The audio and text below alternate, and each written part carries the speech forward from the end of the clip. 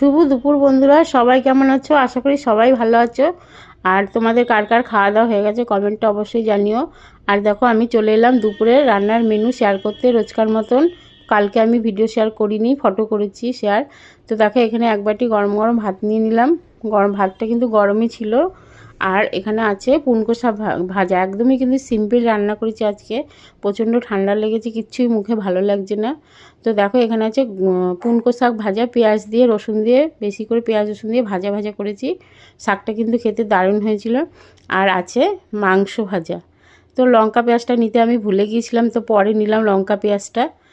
তো মাংস ভাজাটা তোমরা যদি বাড়িতে করে খাও, দেখবে খেতে কিন্তু দারুণ লাগে গরম গরম ভাতে। আর যদি সর্দি কাশি হয়, তো মাংস ভাজার রেসিপিটা কিন্তু একদমই সিম্পল নয়, যেমন আলু টালু ভাজো।